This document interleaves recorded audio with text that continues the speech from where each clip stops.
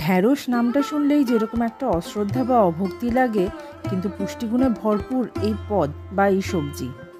আজকে রয়েছে আমাদের উদরপূর্তির ইউটিউব চ্যানেলে ভিন্ডি বা ঢ্যাঁড়সের একটি ইউনিক চটজলদি রেসিপি, নাম ভিন্ডি দো পেঁয়াজা। কী লাগছে সবজির মধ্যে চলুন দেখে নিই। ঢ্যাঁড়স, টমেটো, ক্যাপসিকাম, পেঁয়াজ, কাঁচা লঙ্কা, আদা, রসুন, ধনেপাতা।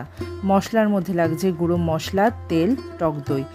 পেঁয়াজ কিন্তু আমরা এখানে দু রকমভাবে কেটে নিয়েছি। একটা হচ্ছে গিয়ে কিউব করে কাটা রয়েছে, আর একটা হচ্ছে গিয়ে কুচো করে কাটা রয়েছে। আমরা প্রথমে বসিয়ে দিলাম আমাদের কড়াই, তার মধ্যে আমরা দিয়ে দিলাম 1 টেবিল চামচ মতন রিফাইন্ড অয়েল। এরপর আমরা কেটে রাখা ঢ্যাঁড়সগুলো তেলের মধ্যে দিয়ে দিলাম।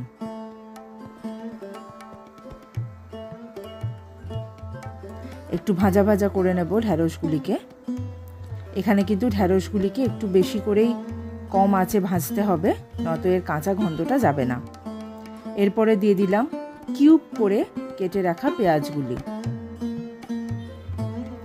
এই সামান্য তেলেই আমরা ঢ্যাঁড়স এবং পেঁয়াজগুলিকে হালকা হাতে সতে করে নেব। ওই প্যানেতেই আমরা দিয়ে দিলাম 1 টেবিল চামচ মতন তেল। তার মধ্যে আমরা ফোড়নে দিয়ে দিচ্ছি শুকনো লঙ্কা এবং জোয়ান। এরপরে আমরা দিয়ে দেব কুচো করে কেটে রাখা পেঁয়াজ।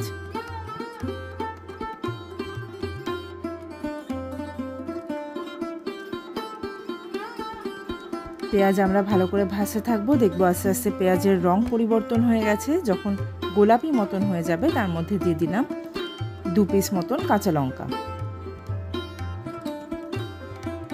এরপরে দিয়ে দিচ্ছি আদা এবং রসুন কুচি।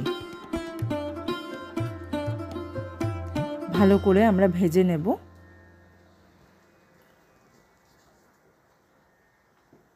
এরপর এর মধ্যে অ্যাড করছি টমেটো কুচি।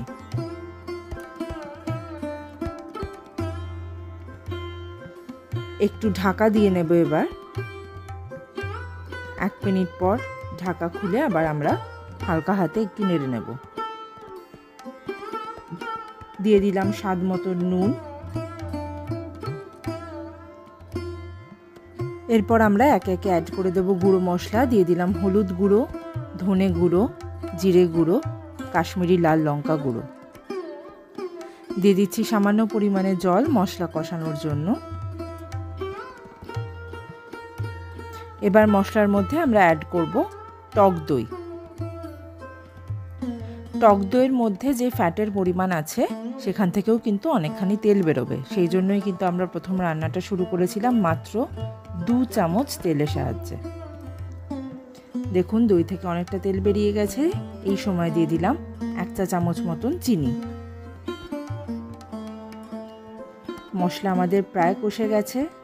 আবার আর একটু জল দিয়ে আমরা কষিয়ে নেব। একটু ঢেকে দিলাম। দেখুন তেল ছেড়ে এসছে। আমরা প্রায় 5 মিনিট পর ঢাকনা খুললাম। এবার দিয়ে দিলাম সামান্য পরিমাণে চিলি ফ্লেক্স।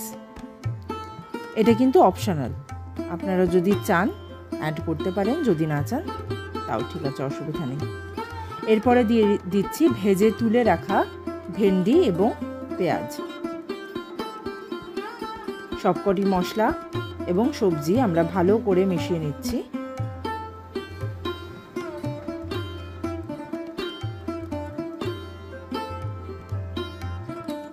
আবার একটু ঢাকনা দিয়ে আমরা রান্না করে নেব। 3 মিনিট মতন রান্না করার পর আমরা এবার অ্যাড করছি স্লিট করে কেটে রাখা ক্যাপসিকাম।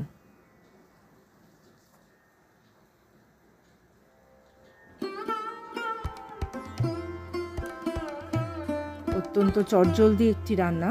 আবার আমরা একটু ঢাকা দিয়ে দিলাম। 5 মিনিট মতন ঢাকা দিয়ে ঢাকা খুলে এবার আমরা অ্যাড করছি ধনেপাতা কুচি।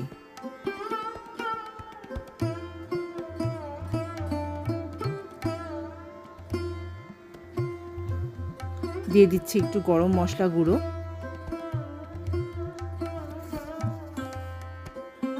আমাদের রান্না কিন্তু প্রায় কমপ্লিটই হয়ে গেছে। তো আপনারা দেখেই নিলেন অত্যন্ত চটজলদি এবং অল্প তেলে ঢ্যাঁড়স বা ভেন্ডি দো পেঁয়াজা। নমস্কার।